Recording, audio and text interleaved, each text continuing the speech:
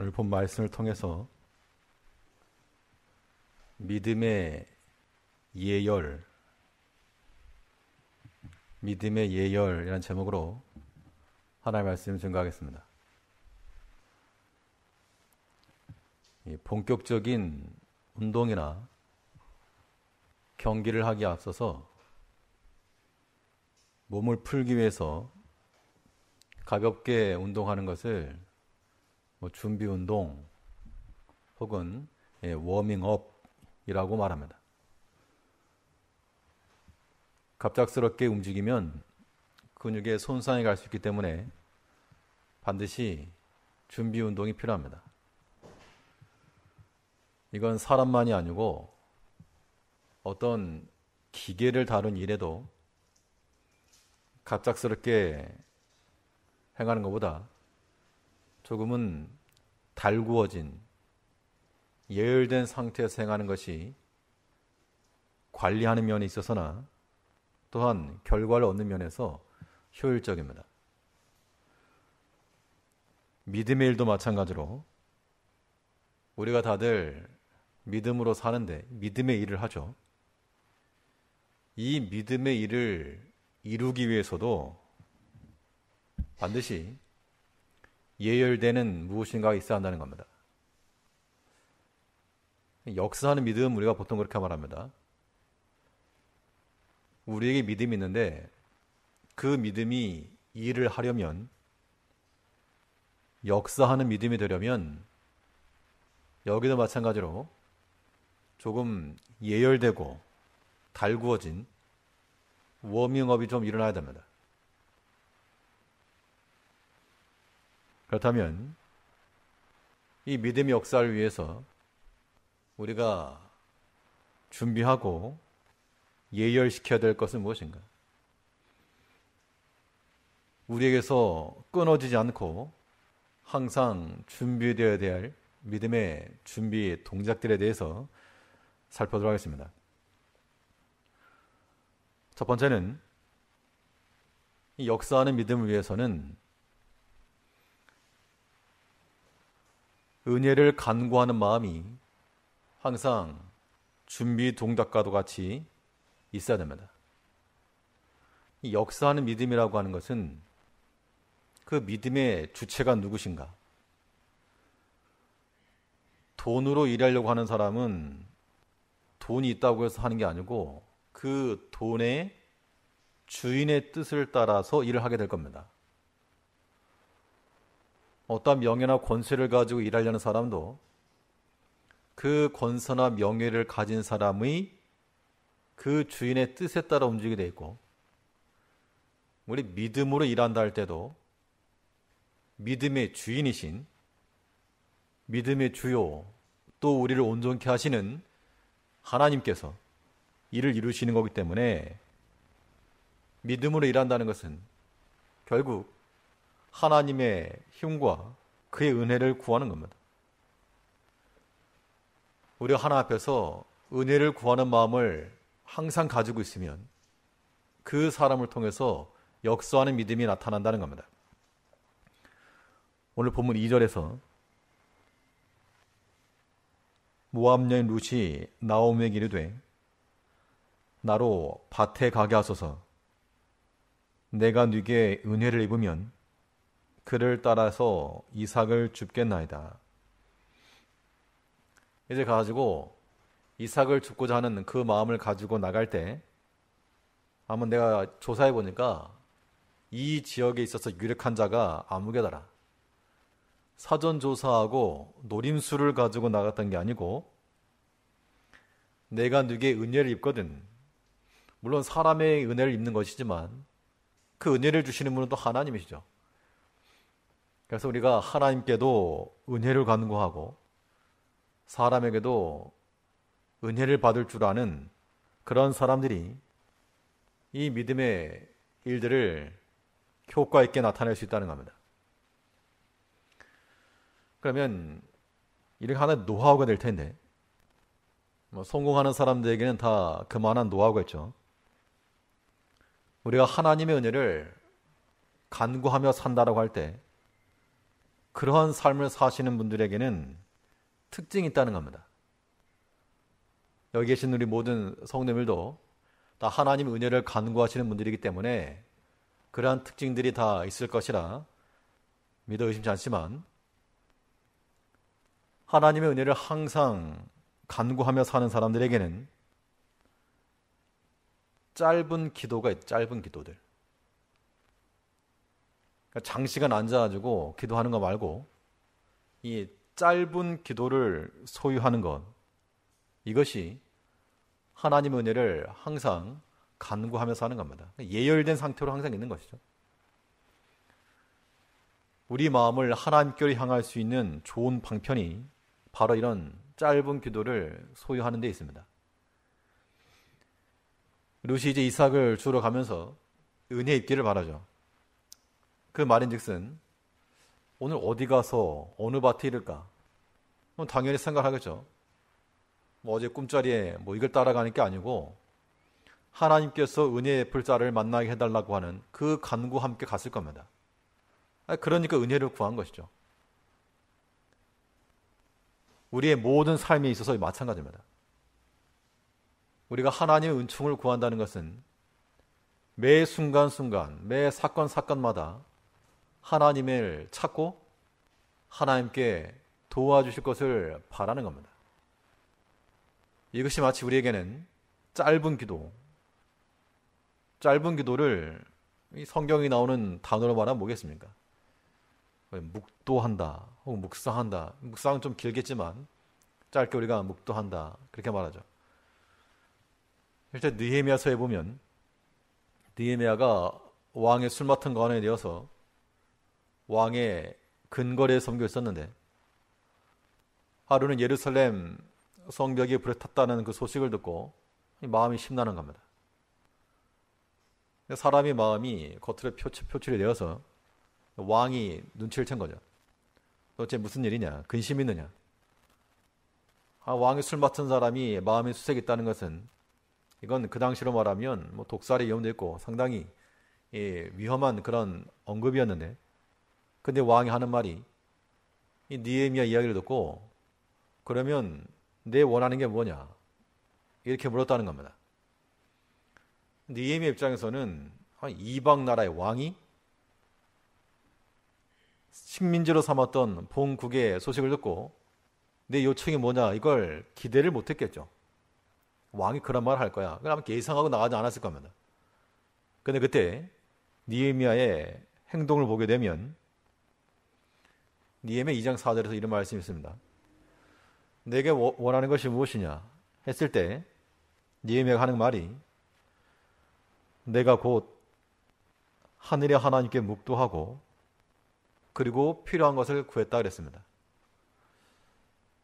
그 짧은 찰나에 하나님의 도움을 구한 겁니다.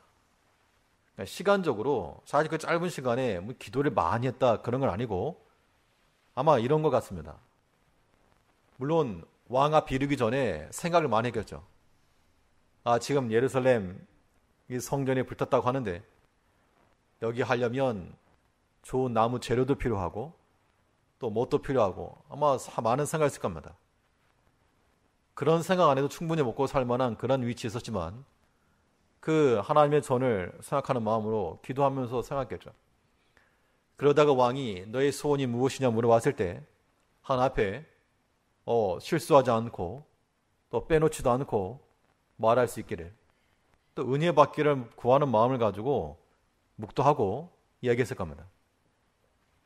필요할 때 제목이 필요하고 건너가야 되는데 통행증이 필요하고 또 왕의 살림 목재를 사용할 수 있는 허가권을 좀 주시고, 술술 내뱉은 것은 이미 생각을 하고 있었다는 겁니다. 그런 기도의 연속들이 결국에는 믿음의 일을 이룬 겁니다. 그때 가지고 잠깐만요 생각한다 그랬다 그러면 아마 일의 순서가 바로 되지 못했을 겁니다. 우리가 당하는 모든 일도 마찬가지입니다. 하나님께서 우리에게 어떠한 기회를 줄 수가 있는데 그 기회라고 하는 것은 마치 느헤미야처럼 하나 앞에 간구하고 생각하고 묵상하고 있었던 그런 상태에서라야 더 효과적으로 일을 이룰 수 있다는 겁니다.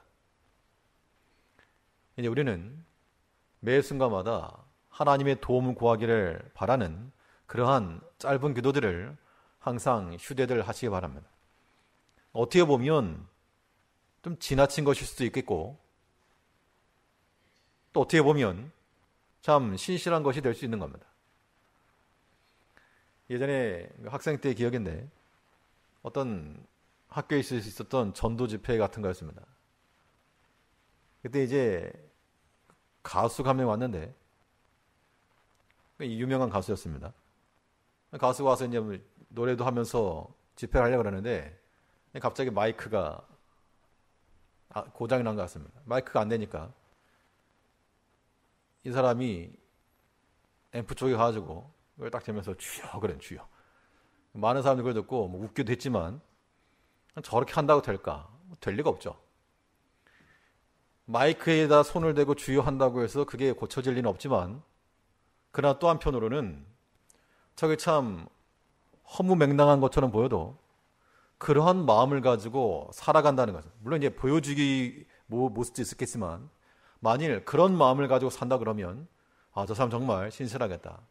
그런 마음을, 그런 생각을 해본 적이 있습니다. 어떤 사람은 주차로 들어가다가 주차할 자리 하나 찾으면서도 주여 하고 들어가는 그런 걸 제가 옆에 들은 적이 있었는데 좀 과하죠. 그냥 들어가서 있으면 하는 것이고 없으면 마는 것인데, 그 자리 하나를 찾음에 있어서도 하나님께서 순적히 만나게 해달라는 그런 마음을 가지고 나간다 그러면 그 마음이 곧 우리 안에서 하나님 은혜를 간구하는 것이요, 믿음의 일을 이루기 위한 예열 과정이라는 겁니다. 저는 이걸 적극 추천드립니다.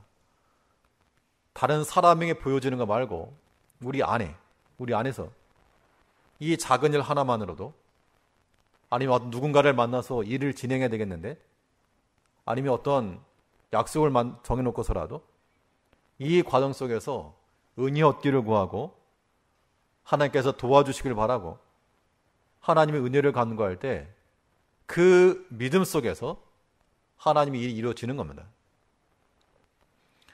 오늘 본문에서 룻이 이 밭에 가서 이삭을 죽겠습니다. 어디 인심 좋은 주인집 밑에 가지고 수소문 끝에 많이 주워오겠다 그렇게 말하지 않고 은혜를 구하고 있는 겁니다. 하나님께서 은혜 주시를 바라고 있고, 또한 은혜 베풀어줄 사람을 또한 기다리고 있다 그 얘기죠.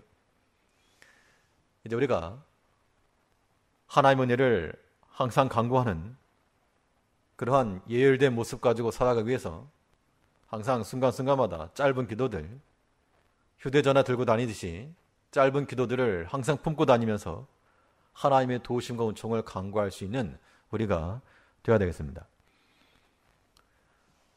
또 하나님의 은혜를 간구한다는 것은 하나님의 은혜뿐만 아니라 사람에게서도 은혜를 우리는 구해야 됩니다.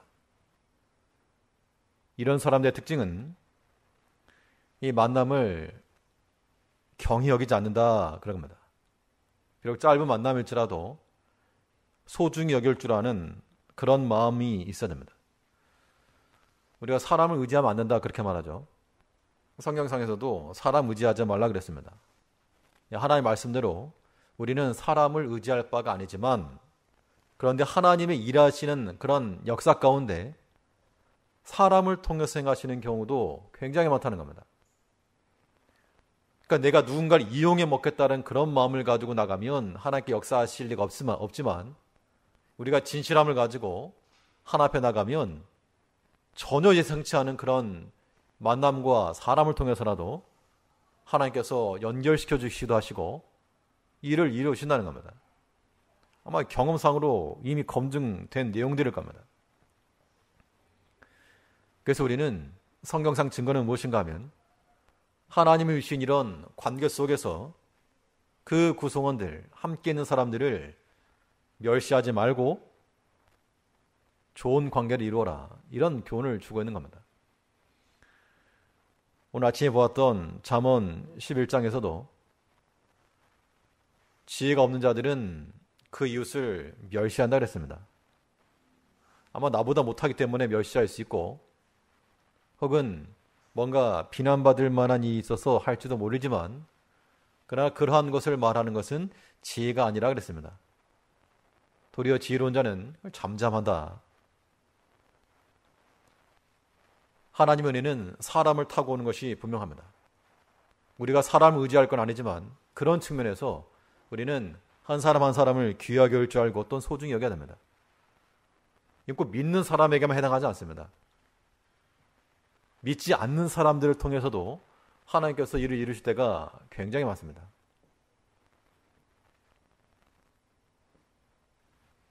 성경에 보면 룻과 보아스가 만나는 과정에서도 이 짧은 만남이었지만 하나님께서 그 만남을 통해서 역사하셨고, 또 신약에 보면 바울 사도가 이 빌립보저에 갔을 때 예배 처소를, 기도할 처소를 찾았습니다. 보통 유대인들은 성인 남자 10명만 있으면 회당을 쓸 수가 있는데, 그 지역은 회당이 없을 정도로 유대인들이 없는 어떤 선교할 수 있는 기본 토양이 약했던 그런 지역이었습니다. 그래서 기도할 처소를 찾아다니다가 강가에서 웬 빨래하고 있는 여인들을 만나가지고 거기서 한 루디아라고 하는 여인을 만난 거죠. 그 루디아를 통해서 교회가 세워지게 되었고, 또 그가 교회의 중요한 그런 일꾼이 되었습니다.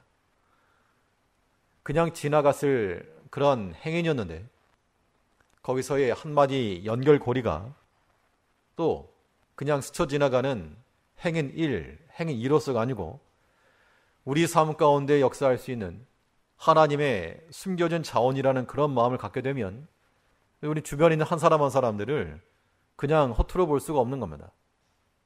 하나님께서 어떻게 역사하실지 모를 일이기 때문이죠. 예수님의 제자들도 마찬가지로 베드로와 안드레가 형제였지만 예수를 만나는데 하나의 줄이 되었고, 또 그들을 통해서 또 다른 제자들이 들어오게 되었고, 연결되어서 들어왔다는 겁니다. 말 그대로 하나님의 은혜는 사람을 타고 있는데 우리 인적 고리를 무시해서도 안 됩니다. 우리가 그래서 한 사람 얻기를 힘쓰기도 하고 한 사람 잃는 거에 대해서도 우리는 조심히 여겨야 됩니다. 켈빈의 6단계 법칙이라는 게 있죠. 6사람만 지나가면 웬만한 사람 다 안다고. 그렇기 때문에 우리가 믿는 성도들은 또 한편으로는 조심하고 삼가야 됩니다. 관계라고 하는 게 참 그래요. 아무도 모를 거라 생각하지만 내 옆에 있는 사람을 알고 아는 사람이 있기 때문에 우리가 항상 진실한 모습 가지고 살아가는 것이 마땅합니다. 가끔 동네를 지나다거나 운동 삼아 걷다 보면 동네 사람들하고 얼굴 붉힐 일이나 싸울 일은 없는데 가끔 이제 한두 마디 하게 되는 그런 경우도 있습니다. 말 안 하는 게 상치긴 한데 담배 피고 지나가는 사람들이 있으면 좀 참을 수가 없어가지고 그냥 구석에서 피고 있으면 그냥 휙 지나가겠는데 앞에 걸어가면서 막 피우고 하니까 그런 사람들 심리는 그러니까 무서운 게 없는 거죠. 아무도 뭐라 안 하니까 그렇게 하는 경향이 있습니다. 항상 그렇게 하는 건 아니지만 가끔 정말 어쩔 때는 좀 사람 불러다가 좀 부르기도 하고 그렇게 하는데 같이 갔다 보면 왜 동네에서 그렇게 막 싸우려고 그러냐고. 싸우려고 그러는 건 아닌데 한편이 조심되죠. 괜히 그랬다가 그분이 그 교회 와가지고 나한테 한마디 하던 사람이 설교하고 그러면 곤란할 테니까. 우리가 모든 관계 속에서는 어떻게 연결될 수 알 수가 없고 또 하나님께서 일을 이루시는 방편이라 생각하게 되면 그 만남이라고 하는 것도 우리는 중요하게 여기는 마음을 가져야 됩니다.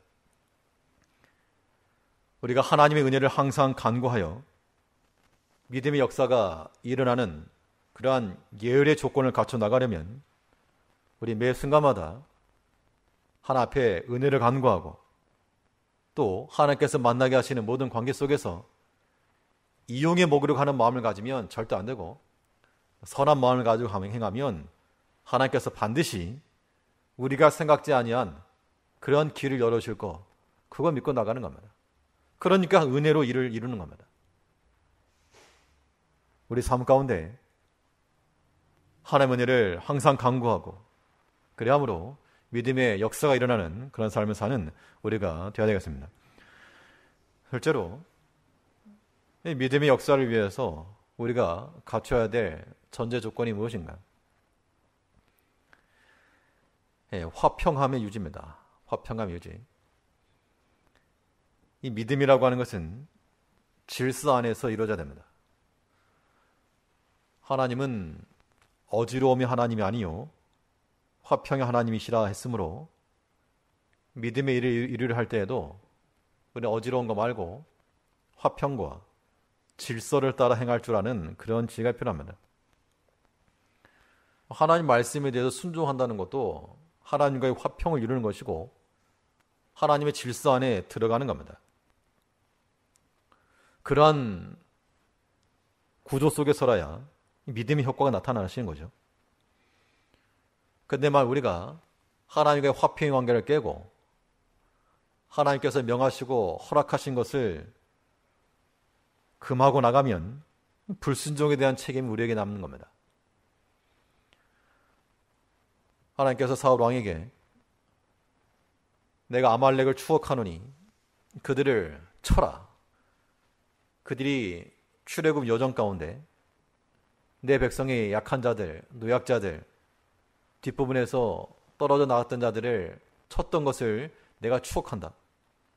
몇백 년 지나고 나서 하나님의 심판하시기 위해서 사울에게 명했는데 사울이 그 말을 거역을 하고 왕을 살려두고 왕의 전리품이니까 이 왕의 업적을 기릴 수 있는 거기 때문에 왕을 살려두었고 나중에 중요했지만 또 좋은 양과 소를 남겨두었고 나중에 사무엘이 와가지고 이거 무슨 일이냐 물었더니 내가 당신의 하나님께 제사하려고 남겨놨다.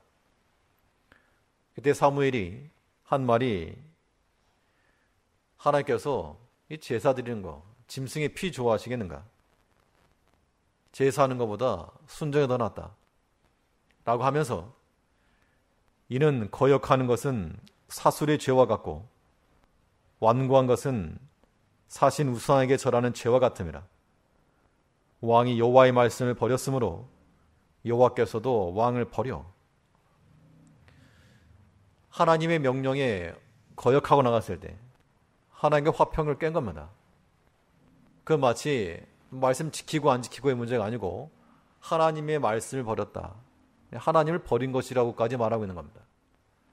이런 과정 속에서 이런 사람에게서 믿음의 역사가 일어나겠는가? 그럴 리 없습니다. 우리는 하나님께서 하나 앞에 나아갈 때 이 화평과 질서를 항상 유지됩니다. 하나님과의 관계 속에서도 이러한 질서와 화평은 유지가 돼야 되고 또 사람과의 관계에서도 이러한 질서와 화평이 이어져 가야 됩니다.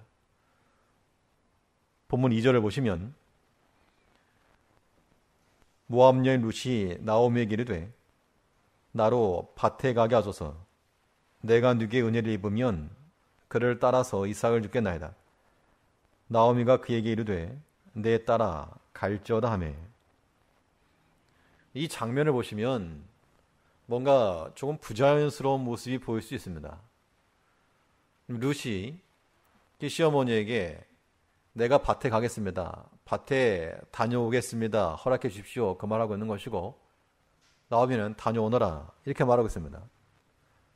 우리 오늘날 경제적, 현실적 관점에서 보자 그러면 저 젊은 것이 나가가지고 좀 어떻게 이삭 좀 주워오지 하면서 내 보낼 만한 상황인데 또 룻은 많이 나오면 시어머니가 나가서 이래 오너라. 그러면 여기까지 힘겹게 따라왔더니 그냥 주는 거 받으세요. 그렇게도 말할 법도 하겠는데 사람의 생각으로는. 그런데 지금 여기서는 은혜를 베푸는 룻이 시어머니의 허락을 구하고 있는 모습이 보여지고 있죠. 이것은 물론 당연히 뭐 연장자이기도 하고 부모이기도 하기 때문에 허락을 구하는 것이기도 하고, 또 하나는 부모를 세워주는 겁니다. 그렇지 않다 그러면 자기 역할이 없잖아요. 모든 관계가 마찬가지인데 이게 하나의 지혜인 겁니다. 그러니까 내 일을 잘하고 못하고가 문제가 아니고, 때로는 일은 하는데 사람을 놓치는 경우도 있습니다. 그런 경우는 잘했다라고 보기 어렵습니다. 일은 잘 해놨는데 사람 잃어버리면 그거 뭐 실패죠. 우리가 지혜를 써서 공동체성을 위해서라도 우리는 협력할 바를 협력을 하고, 또 서로 권위 안에 놓이고, 또 피차 간에 허락을 구하고, 이런 관계 속에 들어가야 됩니다. 누가 누구에게 일방적으로 명령하는 거, 그런 거 없습니다. 우린 다 하나님의 종들이요, 맡은 일에 충성하는 것 뿐입니다. 그래서 우리가 무슨 일을 하려고 할 때 내 생각이 오르니까 이거 해야 된다, 일은 할 수 있지만 사람 잃어버리는 겁니다. 우리는 그렇게 아니고, 남을 나보다 더 낫게 여기라 그랬으니까 또 다른 사람이 함께 일할 수 있는 그런 공동체성이 발휘돼야 되겠죠. 그런 지혜를 위해서, 그런 지혜를 나타내기 위해서 우리가 마음을 인내하고 용납하고 그런 게 필요하다는 겁니다. 다니엘서 1장을 보면 다니엘이 환관장 앞에서 했던 말입니다. 나는 왕의 짐이 못 먹습니다. 물리치시오. 이거 무슨 믿음의 일이니까 뭐 단호하게 말할 수 있겠지만 환관장에게 은혜를 구했다라고 말했습니다. 또 하나님께서 그에게는 환관장에게 은총을 입게 했다. 그래서 뭐 싸우는 투로 말하지 않았고, 나로 열흘간만 시험해봐라, 채식을 주어서 열흘간만 시험해봐라, 말하는 지혜였습니다. 그 결과로 믿음의 역사가 일어난 겁니다. 우리는 하나님의 앞에서나 또한 사람 앞에서나 이 화평을 끊어가면서까지 일을 이루겠다라고 하는 이러한 모양은 버려야 됩니다. 물론 관계라고 하는 것이 세속적이고 하나님의 말씀을 어기는 것, 그런 것이라면 동조할 수 없으나, 비진리에 속한 것이라면, 이게 방법과 수단에 관한 그런 문제라면 얼마든지 자신을 낮추고 함께 갈 수 있는 그 길을 구해야 됩니다. 사람에게도 은혜를 입을 수 있다는 얘기는 우리 사람이 은혜를 또한 베푸는 자들 되어야 되겠고, 입장을 바꿔놓고 우리가 누군가에게 은총을 베푼다 그러면 누구에게 베풀겠는가? 저 같으면 이 교만한 사람에게는 좋은 거를 줄 마음이 안 생길 것 같습니다. 내가 두 개가 있는데 하나를 줄 수 있는 여력이 되어도 좀 겸손하고 은혜를 구하고자 하는 그런 마음을 갖는 사람에게 주는 것이지, 뭐 자기 자랑하고 교만하고 그러면 있어도 줄 마음이 안 생길 것 같습니다. 주는 자가 그러하다면 우리는 받는 자의 입장에서는 주는 자의 마음을 생각을 해야죠. 우리가 은혜를 구원한 자들 되려면 당연히 낮은 마음을 가지고 겸손하게 낮추는 자세가 필요한 겁니다. 그런 때라야 화평이 유지되고, 하나님과의 화평도 유지가 되고, 사람과의 화평도 유지가 되는 겁니다. 그러한 구조 속에서 믿음의 일들이 일어난다, 이것을 잊지 않아야 되겠습니다. 우리 삶에서 중요한 것은 역사 안의 믿음인데, 이 믿음이 일한다는 것은 우리 마음속에 그 믿음의 예열들이 계속해서 이루어져야 되는 겁니다. 이 화평을 이룬다는 것이 얼마나 어려운 일인지 저절로 가만히 있어도 화평이 이루어지는 것 절대 없습니다. 여긴 반드시 자기 절제, 자기 부인, 자기 십자가, 이거 아니면 마치 잡초들이 피어 올라오는 것처럼 우리 속에서 숯불이 나와가지고 관계를 해치는 말, 행동, 이게 나오기 십상이기 때문에 우리는 하나님과의 사람과의 화평을 유지함으로 우리 마음속에 심령이 항상 온화하고 고요한 심령이 되어 믿음의 일을 위해서 언제나 준비된 예열된 상처로서 나아가는 그런 모습들을 갖춰 나가야 되겠습니다. 셋째로 이 믿음의 역사를 위해서 또래 미리 갖춰야 될 예열된 상태란 무엇인가? 셋째는 하나님의 섭리를 기대하는 마음을 가져야 됩니다. 하나님께서 어떻게 역사하실 것인가? 그런 기대치죠, 기대치. 우리가 어떤 일을 행할 때 능력이 없는 사람이면 기대도 안 될 겁니다. 그런데 어떤 좀 능력 있는 사람이 투입이 되면 조금 어려운 상황 가운데서라도 잘 될 거라고 하는, 극복해낼 거라고 하는 기대감을 갖게 될 수 있죠. 특히 운동 경기 같은 경우에 유명한 이름값 하는 선수들이 투입되게 되면 뭔가 기대감이 생기는 것처럼 하나님은 우리 인생 가운데 있어서 내 삶에 있어서 이름값 정도가 아니라 충분히 행하실 수 있는 그 능력 자체십니다. 그 하나님의 섭리하심을 기대할진데 우리는 모든 것들을 얼마든지 감당해내는 겁니다. 얼마든지. 우리에게 좋은 것만 아니고 때로는 고통에 이르는 것들도 하나님께서는 이것도 약으로 쓰신 하나님이시다. 그런 믿음이 우리 가운데 살아있게만 한다면 믿음의 역사는 얼마든지 일어날 수 있는 겁니다. 하나님의 절대 주권을 우리가 항상 신뢰해야 됩니다. 그런데 우리는 내 안에 있는 하나님, 내 능력이 하나님을 믿기 때문에 그 능력 가운데 온전히 거하지 못할 때가 많이 있습니다. 하나님이 나보다 못하실까? 그런 생각만 하게 되면 참 암울합니다. 암울합니다. 세상을 봐도 암울하고 앞으로 일을 생각해봐도 깝깝하고. 근데 하나님은 내가 알지 못하는 길을 여시는 하나님이시요, 내가 보지 못했던 길을 주시는 하나님이시므로 그게 없던 게 아니고 항상 내 옆에 있는 건데 발견하게 하시고 보이게 하신다는 겁니다. 그러니까 지금 현재 우리가 곤핍 가운데 있을지라도 그 은혜의 하나님께서, 우리를 도우신 하나님은 항상 우리 곁에 스탠바이 하고 계시는 겁니다. 우리가 주님께로만 마음을 돌리고 우리의 모든 삶을 하나님께로만 초점 맞추기만 한다면 마치 돋보기로 태양빛을 모아서 태워내는 것처럼 뚫어서 하나님의 감추어진 길 볼 수 있다는 겁니다. 우리 3절을 보시면 본문 3절에서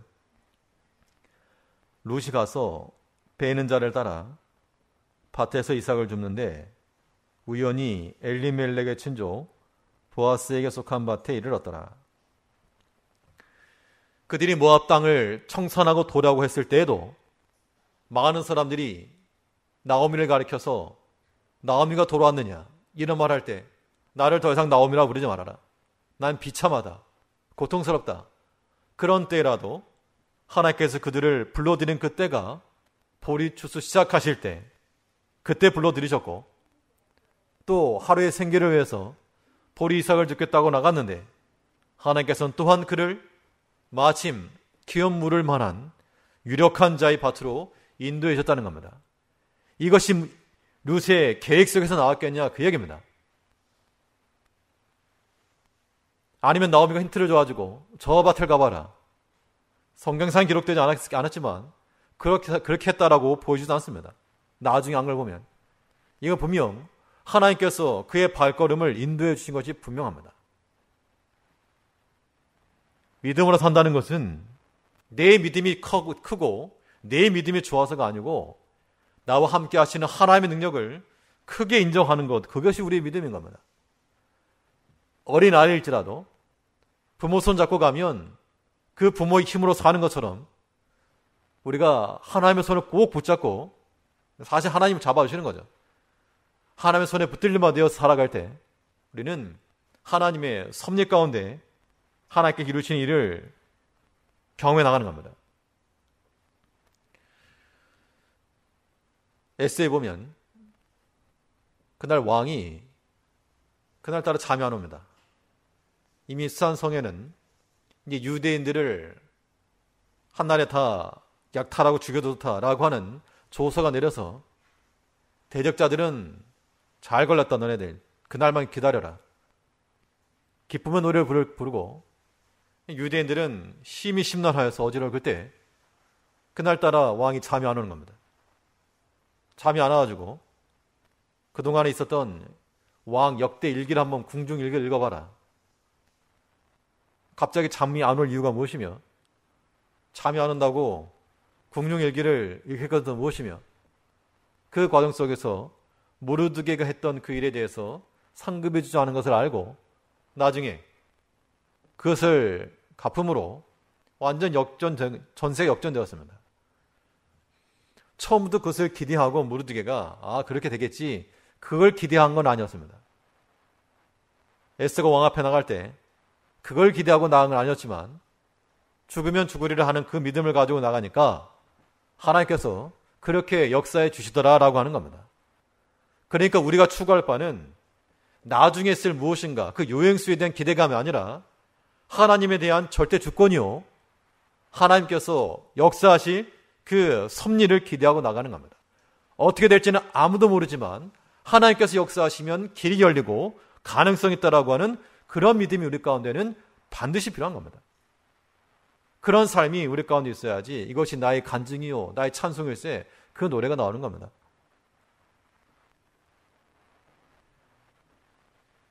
우리 가운데서 이 역사하는 믿음이 일어나려면 하나님의 섭리에 대한 이 기대감이 꼭 필요합니다. 합력해서 선을 이루신 하나님이십니다. 지금 내가 당하는 아픔과 슬픔과 고난일지라도 하나님께서 이것 들어서 나중에 유익하게 하신다. 그런 마음을 가지게 되면 그냥 투자라고 생각하면 투자라고.